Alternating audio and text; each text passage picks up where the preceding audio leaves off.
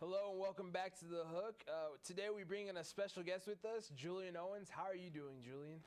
I'm doing great. It's finally to be back on the hook, and I'm finally ready for the NBA season to start on the 29th. Just so excited for that to happen. All right. Well, you must be excited about these ESPN rankings that they're releasing, and in them, Kobe Bryant is ranked number 25. We have referenced in the previous block. He averaged 27.3 points a game last season, which is best in NBA history for a player at least 34 years old. Was this a slap in the face to Kobe? I mean, think about it. Yes, this is a slap in the face for him. Kobe Bryant is probably one of the best and most ambitious players in the league as we speak. I mean, Kobe Bryant, granted that he did get an injury and granted that he did have a few problems right there in the Lakers with Dwight Howard in the locker room, but overall, he still had a very great season, and he's still having a very phenomenal career. He averaged 27.3 points a game. That's basically better than NBA history, as you said earlier. It's a 34-year-old. He is doing basically whatever he can. He went overseas this offseason to basically make sure that he is off the wall better than what he was coming in after his Achilles injury.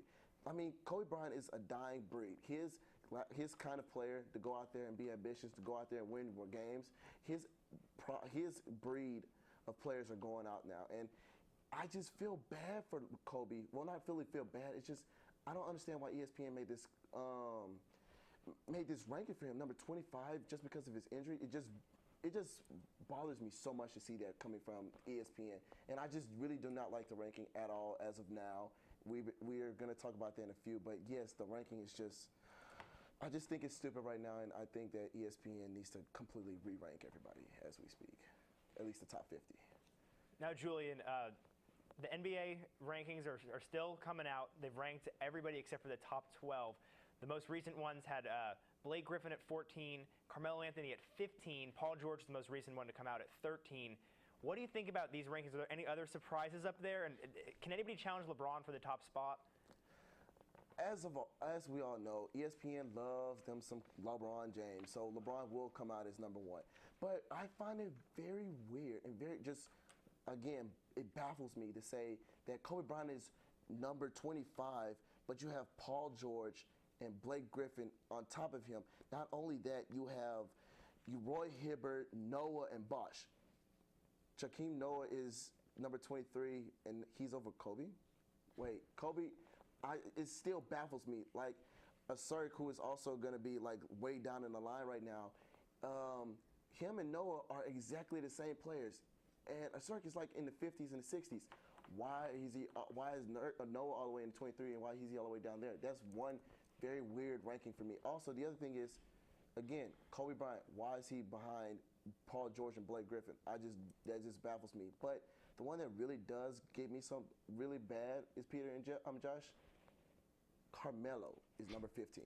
He should be at least in the top 10 with Kobe Bryant. Like, what is going on? He has 28.7 points a game. This is his career. Almost 7 assists, and he has almost a 45% field goal. That's basically, I've never seen nobody do as great as Carmelo as winning the scoring title last year. I mean, come on, let's think about this for a moment. Why would you put him so down low in the rankings? I think that Carmelo should be in the top 10. Rondo is number 27. He should be in the top 15. Joe Johnson, who came off against the Brooklyn's postseason, did a phenomenal job against the Bulls, but respectively lost in Game 7. He did a remarkable job. I just don't understand why most of these players that's doing so remarkable in the season just basically almost mediocre in ESPN rankings. It baffles me. Well, speaking of someone who's going to be rated pretty highly in the rankings, Derrick Rose played for the first time since his injury, scoring 22 points in 22 minutes, shooting 6 for 9, and having 2 rebounds and 2 assists. Rose said he's back and more explosive than ever. Do you think he's more explosive and will be able to lead the Bulls this season? To speak on Derrick Rose, he is off one of my favorite teams in the NBA. Well, my favorite team, the Chicago Bulls. And I got to say, he is more explosive than ever. He is doing a phenomenal job. 22 points, 6 of 9 in the game in the United Center, coming back after his injury in the 76ers postseason game. I see Derrick Rose doing a phenomenal job. The only problem is going to be keep him staying healthy. He already had to get off a couple of preseason games because of icing his injury, his knee, because it keeps re-agitating him. I just think that if he stays more healthy, yes, he's going to be a more explosive player as the season goes on. Now, Julian, one quick question. Allen Iverson about to announce his retirement officially. He hasn't played in the NBA since 2011, but he's 5th all-time in points per game. Is he a Hall of Famer in your book? Of course. I always going to think of AI as a Hall of Famer. He has scored he has the scoring title 4 years in his career. He's been in the NBA All-Star for so long.